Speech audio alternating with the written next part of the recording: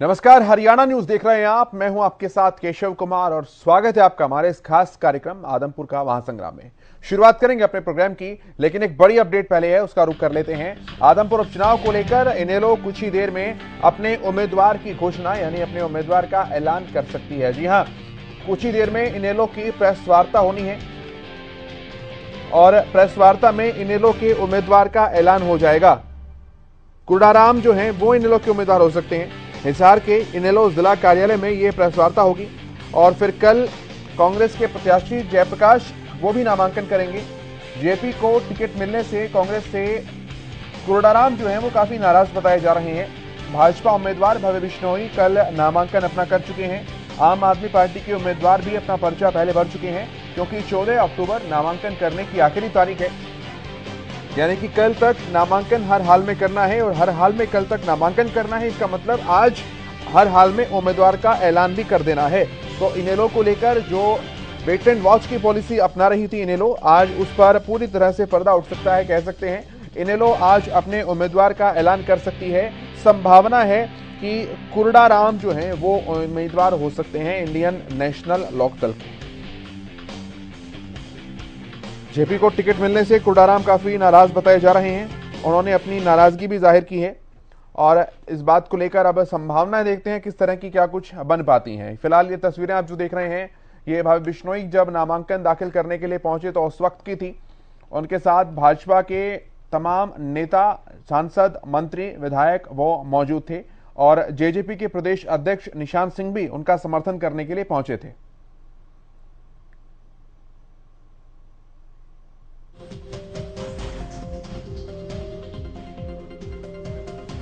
हमारे साथ वरिष्ठ संवाददाता अमित तिवारी जुड़े हैं। अमित, क्या कुछ खबर है इनेलो खेमे को लेकर? जी बिल्कुल केशव, लगातार इस प्रकार की चर्चाएं थी कि अब जो इनेलो है वो नजर बनाए हुए है कांग्रेस की ओर से कौन सा प्रत्याशी घोषित होता है, उसके बाद वो अपने पत्ते खोलेगी। और ऐसी ही बात जो अब सामने आ रही है कि आज जब 14 तारीख नामांकन का अंतिम दिन है, आज 13 तारीख है, अब से कुछ देर बाद ही या अगर बात करें तो चंद ही क्षणों में जो अभय सिंह चौटाला अपने जो नाम सार्वजनिक कर देंगे अपने उम्मीदवार का। तो जो अभी तक जो बातचीत सामने आई है, कुर्डाराम नंबरदार जो कांग्रेस में लगातार अपनी टिकट के लिए मांग कर रहे थे और आदमपुर हल्के के ही रहने वाले हैं, तो उनकी पुरजोर मांग थी कि उन्हें ही टिकट दिया जाए, लेकिन जयप्रकाश को टिकट दे दिया गया कांग्रेस की ओर से। तो ऐसे में उन्होंने कांग्रेस को अलविदा कह दिया है और आरोप लगाए हैं सीधे सीधे कांग्रेस पर कि अब ये पार्टी जो है वो पिता पुत्र की पार्टी बन गई। इस तरह के बयान उन्होंने दिए हैं। अब देखने वाली बात है कि किस पर भरोसा जो इनेलो जताती है। और आदमपुर का अगर बात करें तो पहले 3 उम्मीदवार के नाम सार्वजनिक हो चुके हैं, सामने आ चुके हैं, जिनमें से सत्येंद्र सिंह और भव्य बिश्नोई ने नामांकन भी दाखिल कर दिया है। अब जयप्रकाश है कांग्रेस के उम्मीदवार और चौथे उम्मीदवार इनेलो की ओर से आएंगे। तो ऐसे देखने वाली बात होगी कि किसका नाम आता है। ज्यादा अगर बात की जाए तो कुर्डाराम नंबरदार का नाम चल रहा है, लेकिन अभी जब सब कुछ चीजें सार्वजनिक हो जाएगी, विधिवत घोषणा हो जाएगी, उसके बाद ही कुछ कहा जा सकेगा। जी ठीक है अमित, वापस आऊंगा आपके पास। हमारे साथ ओंकार सिंह जी जुड़े हैं, इंडियन नेशनल लोकदल के प्रवक्ता हैं। बहुत स्वागत है ओंकार जी आपका हरियाणा न्यूज पर। जी नमस्कार जी। कुर्डाराम को लेकर जो बातें कही जा रही हैं और इस तरह की भी जानकारियां आ रही हैं कि इनेलो भरोसा जता सकती है उनके ऊपर, उनकी नाराजगी का फायदा उठा सकती है, क्या सत्य है ये चीजें और कब तक ऐलान कर देंगे ओंकार जी? देखिए, पहली बात तो मैं स्पष्ट करना चाहता हूँ, भाई अभय सिंह चौटाला जी ने 5 मेंबरी कमेटी बनाई थी। उस मेंबरी कमेटी के बाद ही उन्होंने अपना फैसला लेना था। अब हाईकमान क्या फैसला लेती है और किसके ऊपर भरोसा जताते हैं उनके एंड के ऊपर है, मेरे एंड पे नहीं है। और दूसरा, हम जो भी कैंडिडेट उतारेंगे वो धरातल से जुड़ा हुआ, जमीन से जुड़ा हुआ कैंडिडेट होगा और उसकी पूरी पैठ होगी। ऐसे कैंडिडेट को उतारेंगे ताकि आदमपुर की जनता को, सबसे पहले तो ये बात है कि अब चुनाव हो क्यों रहे हैं, ये सिर्फ एक स्वार्थ और अपनी इच्छा की राजनीति है। क्यों धकेला गया जनता को, क्या रीजन था? सिर्फ पार्टी बदली इन्होंने अपने आप को बचाने के लिए। क्या जनता को कहेंगे जाके किस लिए वोट दो मेरे को, मैंने मतलब बीजेपी ज्वाइन कर लिया, कांग्रेस छोड़ दिया, तो रीजन तो होना चाहिए। तो ये उपचुनाव में इनेलो ऐसा कैंडिडेट उतारने जा रही है, जब भी थोड़ी देर में भी चौटाला की घोषणा करते हैं, जो कैंडिडेट वास्तव में जमीन से धरातल से जुड़ा होगा, आदमपुर की जनता के बीच का हो। ठीक है ओंकार जी, एक सवाल ये भी है कि देरी बहुत ज्यादा हो गई, नामों को लेकर थोड़ी असमंजस चल रही थी क्या? देखिए, जब टिकट चाहने वाले ज्यादा होते हैं तो देरी जरूरी होती है। और दूसरा, अभी देरी कहाँ से होगी, अभी तो कल का टाइम है हमारे पास, आज शाम तक टिकट। नहीं, प्रचार का समय थोड़ा ज्यादा मिल जाता है ना, भले ही वो 3-4 दिन का हो। अब उपचुनाव में तो एक मिनट का प्रचार तो हमारा, आप ऐसा ना सोचिए कि प्रचार टिकट मिलने के बाद होता है। प्रचार पार्टी का होता है, व्यक्ति विशेष का नहीं होता। और व्यक्ति विशेष की कोई सीट भी नहीं होती। अगर आजमपुर हल्के की बात करें, जो कहते हैं भजनलाल परिवार की सीट है, मैं नहीं मानता भजनलाल परिवार की सीट है। हल्के की जनता, जागरूक जनता ये जरूर देखती है कि एक व्यक्ति कभी इस डाल पर, कभी उस डाल पर। आप देखिए कुलदीप बिश्नोई का हाल देखिए, कांग्रेस छोड़ के हरियाणा जनता पार्टी बनाई, उसके बाद बीजेपी से समझौता कर लिया, बीजेपी से समझौता करने के बाद फिर तोड़ दिया, फिर वापस कांग्रेस में आ गई, अब कांग्रेस के बीजेपी में चले गई। क्या हल्के की जनता ये भी नहीं पूछेगी इनसे कि बार बार ऐसा क्यों हो रहा है, क्यों उपचुनाव की नौबत आई? ये बहुत महत्वपूर्ण प्रश्न है। और इनेलो इन सारी चीजों को देखकर ऐसे व्यक्ति को मैदान में उतारेंगे जो वहां से चुनाव जीते। ठीक है सर। केवल ढींगरा जी हमारे साथ जुड़े हैं, कांग्रेस पार्टी के प्रवक्ता हैं। बहुत स्वागत है केवल जी आपका।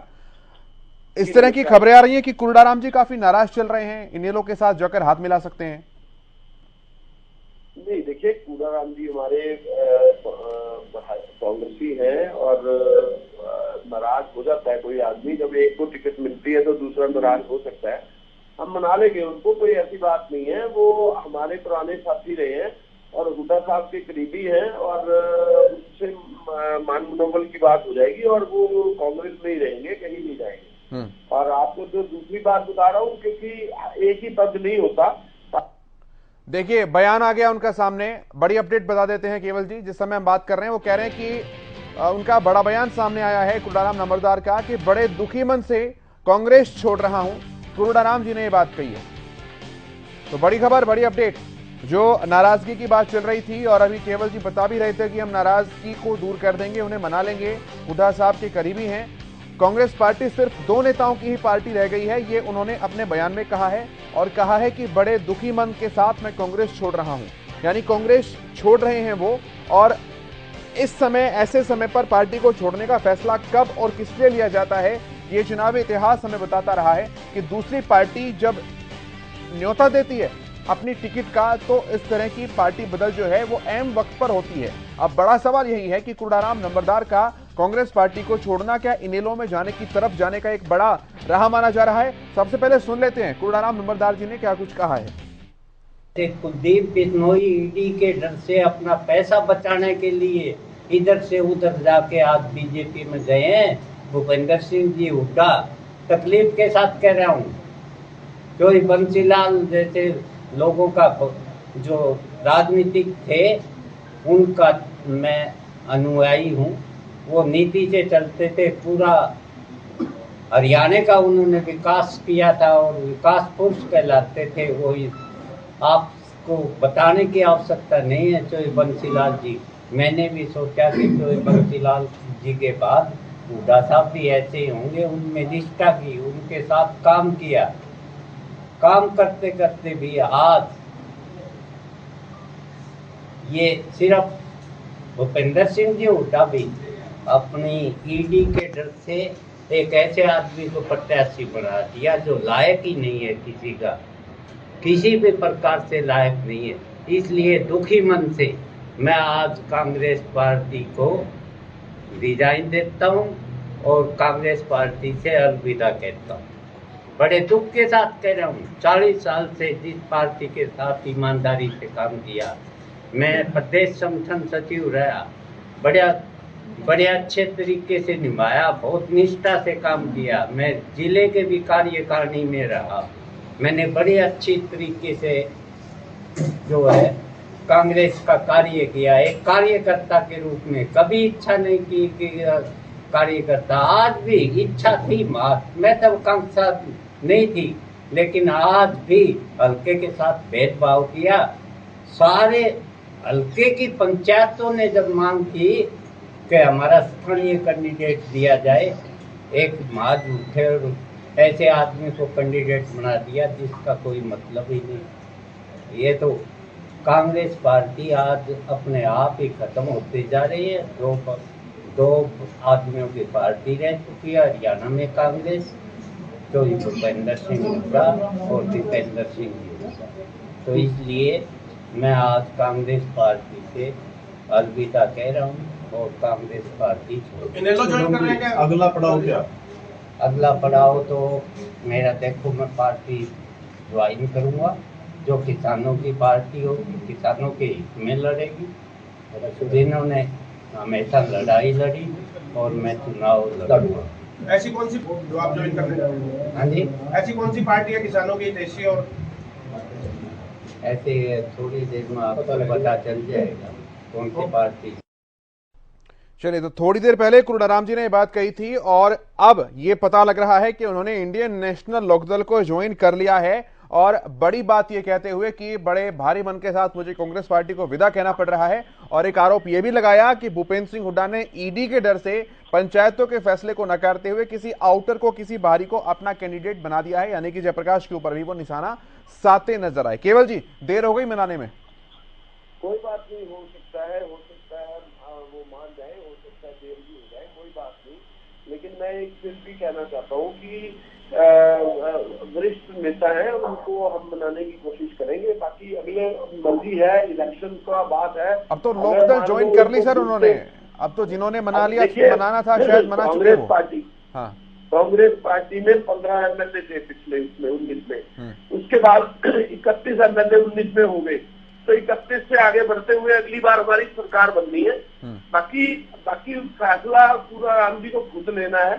हम तो यही कह सकते हैं कि कांग्रेस पार्टी उगता हुआ सूरज है, और जो डूबते हुए सूरज की तरफ जाएगा तो उसका नुकसान होगा। तो उगते हुए सूरज की तरफ ही लोग जाते हैं, उसी को जल चढ़ाते हैं।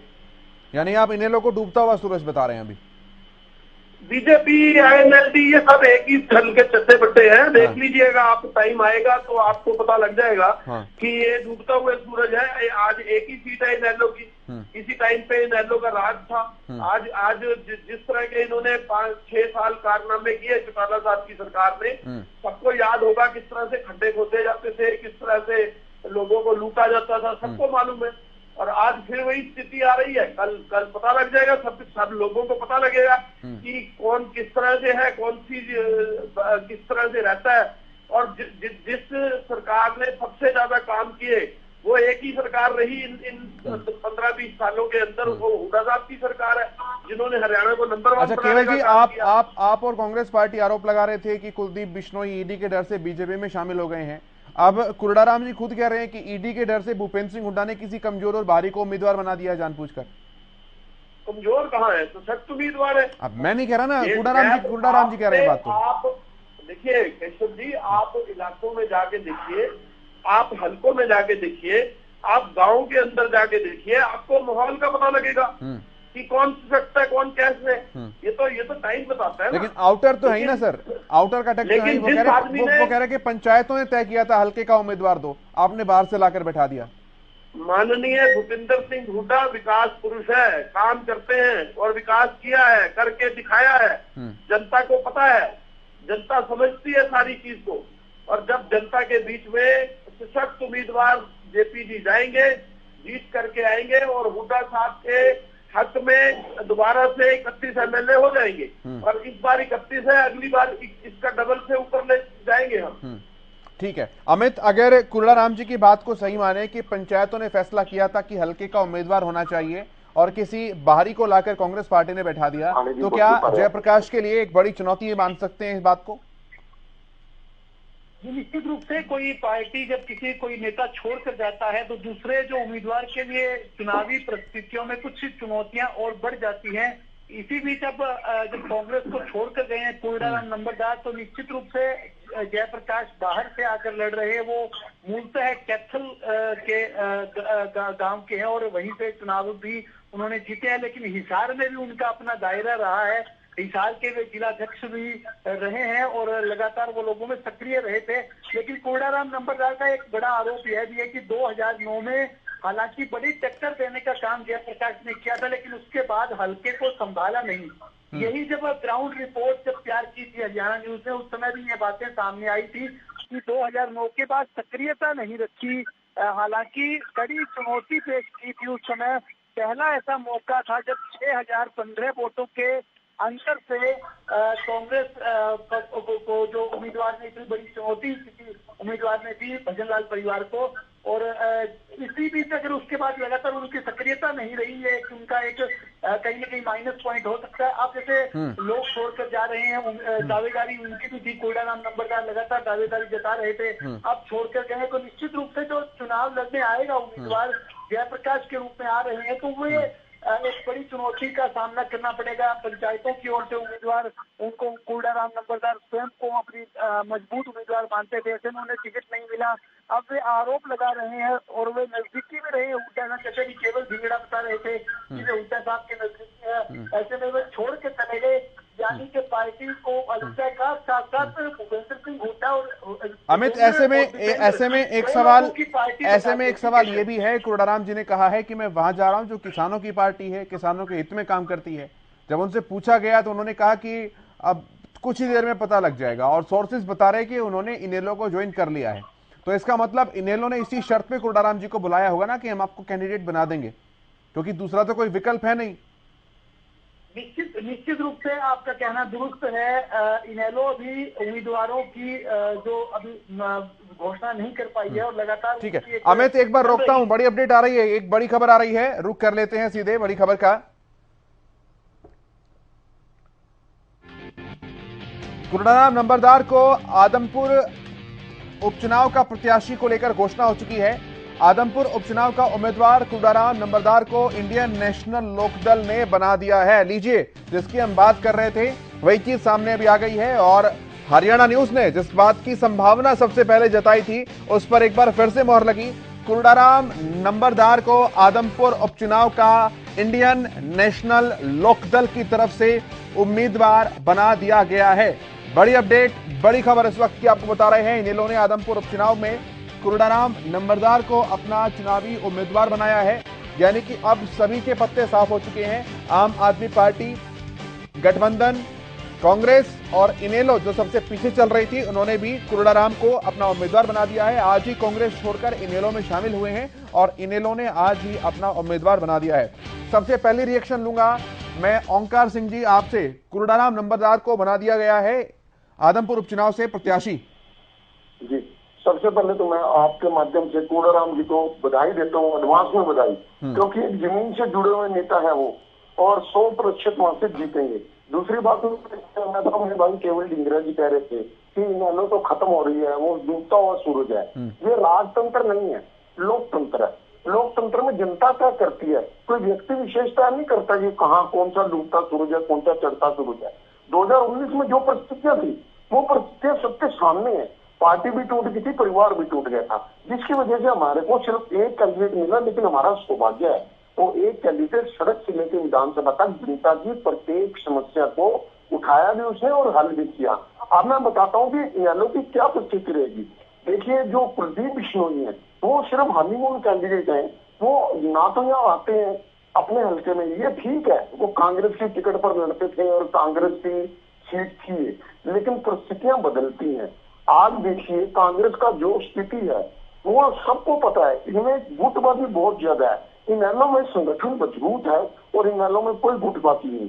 जो अभय सिंह चौटाला जी, जो चौधरी ओम प्रकाश चौटाला जी ने निर्णय लिया उस पर कोई किंतु परंतु नहीं है। और मुझे पूरा विश्वास है कि आदमपुर की जागरूक जनता ये जरूर पूछेगी कुलदीप बिश्नोई से कि पिछली बार आप कांग्रेस से आए थे तब आपको वोट दे दिया, उससे पहले आप हरियाणा जनता कांग्रेस से आए थे तो वोट दे दिया, अब आप बीजेपी से आ रहे हो। और सबसे बड़ी बात है, इन्होंने सीट बीजेपी के विरोध में ही जीती थी, मैं स्पष्ट कह रहा हूँ, क्योंकि बीजेपी के विरोध में आदमपुर की जनता ने वोट किया था। और जो भाई कोडाराम जी ने बोला है कि हम किसानों की पार्टी में जा रहे हैं, इससे एक बात तो स्पष्ट होगी कि आज देश और प्रदेश का किसान जो परेशान है वो किसानों की पार्टी सिर्फ और सिर्फ हरियाणा में इंडियन नेशनल लोकदल है। और दूसरा पॉइंट, लेकिन ओंकार जी जो आरोप लगाए जा रहे थे कांग्रेस के ऊपर भी और बीजेपी के ऊपर भी कि किराए पर उम्मीदवार लेकर आए हैं, बाहर से उम्मीदवार लेकर आए हैं, अब ये टैग तो आपके ऊपर भी लग गया। आज ही पार्टी को छोड़ा, आज ही लोकदल को ज्वाइन किया और आज ही उम्मीदवार बना दिया।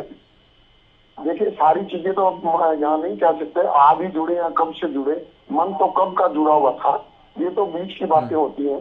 लेकिन मैं ये बताना चाहता हूँ कि इंडियन नेशनल लोकदल ने तीनों पार्टियों से, आपसे, कांग्रेस से और बीजेपी से सबसे मजबूत कैंडिडेट उतारा है, वहां का लोकल कैंडिडेट उतारा है। ठीक है। और जनता इसको भारी बहुमत से विजय बनाएगी। केवल जी, आप एग्री करते हैं ओंकार जी की बात से? केवल जी उधर सुनिए, जी। बाहर से कैंडिडेट लेकर इनेलो का अपना कोई कैंडिडेट ही नहीं था। ये इस बात का इंतजार कर रहे थे कि कांग्रेस का कोई मजबूत आदमी इनको मिल जाए, है ना। तो ये इस वजह से चोट लगा रहे थे क्या? ये इनेलो की मजबूरी है कि वो मजबूत आदमी है। नहीं, आप तो खुद कह रहे हो कि इसका मतलब मेरे भाई दिगरा जी ये तो मान गए कि वो आप ही की बात कर रहा हूँ मैं तो, ओंकार सिंह जी आप ही की बात कर रहा हूँ। इसका मतलब कांग्रेस में मजबूत आदमी है ना, तो क्या कि मेरा दिल तो आप जीत चिंता लिया, मत करिए। मजबूत कैंडिडेट है। सुनिए, मैं आपको एक और बता रहा हूँ कि इनसे भी मजबूत कैंडिडेट हमारे पास है। जयप्रकाश जी जो है वो इनसे मजबूत कैंडिडेट हैं। वो आप चिंता मत करिए, जिस समय आपके पास तो समय आपके पास तो बहुत से मजबूत कैंडिडेट हैं। आप तो 4 कैंडिडेट भी उतार सकते हो, मेरे को मालूम है। बहुत मजबूत कैंडिडेट है। और कांग्रेस की आज प्रदेश में क्या स्थिति है ये किसी से छुपा नहीं है। हमारी प्रक्रिया है। मैं कई दिन से केशव जी आपको कह रहा था कि हमारा पैनल बनता है, उसमें नाम जाते हैं, उसमें से एक आदमी का उम्मीदवार बनता है। अब आपके पैनल में सिर्फ जितेंद्र हुड्डा और भूपेंद्र हुड्डा, इसके अलावा कोई तीसरा बड़ी पार्टी है, बड़ी पार्टी है, उसमें से कोई नाराज हो भी सकता है, इसमें कोई दिक्कत नहीं है। लेकिन यही दिक्कत न करके तो आज पार्टी का ये हाल हो रखा आपका। और चढ़ते हुए सूरज की तरफ लोग जाते हैं। तो ओंकार जी, ये जो आरोप कांग्रेस पर आप लगा रहे हैं कि केवल भूपेंद्र सिंह हुड्डा और दीपेंद्र सिंह हुड्डा 2 ही लोगों की कमेटी है, तो वहां कम से कम 2 तो हैं, आपके तो 1 ही हो गए सर। ये आरोप तो आपके ऊपर भी लगेगा कि चौटाला जी के अलावा और कौन? हम क्षेत्रीय दल है और क्षेत्रीय दल में किसी भी प्रदेश का क्षेत्रीय दल देख लीजिए, वहाँ का जो प्रक्रिया है उससे बढ़िया प्रक्रिया हमारी है। और दूसरी बात मैं कहना चाहूंगा, केवल डिंगरी जी का बहुत बहुत धन्यवाद। इन्होंने ये तो माना कि कोगाराम जी एक सशक्त कैंडिडेट है। चलिए ठीक है, वो बात हो गई ओंकार जी। लेकिन ये टैग तो आपके पास भी है ना कि आपकी पार्टी भी तो वन मैन पार्टी है। अभय सिंह चौटाला जी के बाहर और कौन है? और फिर आप कहते हैं कि लोकतंत्र है पार्टी में। हमारी पार्टी में पूरा लोकतंत्र है, जिला प्रधान, हल्का प्रधान मजबूत। तो ये तो केवल जी भी कह रहे हैं कि हमने पूरी प्रक्रियाओं की पालना की है, हर एक प्रोसेस को माना है। जब वो ये बात कह रहे हैं तो आप कह रहे हैं कि केवल भूपेंद्र हुड्डा और दीपेंद्र हुड्डा ही हैं। इनकी किरण चौधरी कह रही है कि हमारे पास कोई सूचना नहीं है, शैलजा जी को कोई सूचना नहीं है। जब एक ही प्रदेश के नेताओं को सूचना नहीं है, आप हमारे किसी नेता का बता दीजिए। मैं इस बात का जवाब लूंगा। केवल जी, हमें तो अपनों ने लूटा, गैरों में कहां दम था, ये वाली कहावत आकर बैठती है अब यहाँ पर। बात यह है कि कुरुक्षेत्र के उम्मीदवार से भी हम पूछे कि आदमपुर में कौन लड़ेगा, भिवानी के उम्मीदवार से भी पूछे कि आदमपुर में कौन लड़ेगा, करनाल के उम्मीदवार से भी पूछे कि आदमपुर में कौन लड़ेगा। ऐसा थोड़ी होता है। हिसार के लोगों से पूछ रहे थे ना, और हिसार के लोगों में से ही जो सशक्त उम्मीदवार हमें लगा उसको बनाया गया और हाईकमान के द्वारा बनाया गया। 3 आदमियों का पैनल भेजा गया था, 3 में से 1 का मोहर लग के आई। हमारा वो उम्मीदवार है। अब वो उम्मीदवार को हम जिताने का काम करेंगे। हमारी ड्यूटियां लग चुकी हैं। 3 हमारे सेंटर बने हैं, उसके बीच में हमारे सभी लोगों की ड्यूटियां हैं। करीबन 30 एमएलए की ड्यूटी है और ठीक है सर, कई सारे एक्स एमएलए की ड्यूटी है। सभी लोग लगे हुए हैं। हमारा कैंडिडेट जीत के आएगा। आपको ये मैं एलानिया कह रहा हूँ। ठीक है सर, बहुत शुक्रिया आप सभी का। ओंकार सिंह जी, केवल जी, अमित, आपका भी बहुत धन्यवाद जानकारियां साझा करने के लिए, अपडेट्स हम तक पहुंचाने के लिए। तो अब देखने वाली बात होगी, सभी पार्टियों के उम्मीदवारों का ऐलान हो चुका है, लेकिन अब आगे जो है ये चुनावी रणभेरी बजने के बाद कल जब आखिरी तारीख होगी अपनी उम्मीदवारी को प्रस्तुत करने की, यानी कि नामांकन की, उसके बाद चुनावी समीकरण आदमपुर के किसे कहां पर लेकर जाते हैं ये देखने वाली बात होगी। मेरे साथ फिलहाल आदमपुर का महासंग्राम में इतना ही। आप देखते रहिए हरियाणा न्यूज। नमस्कार।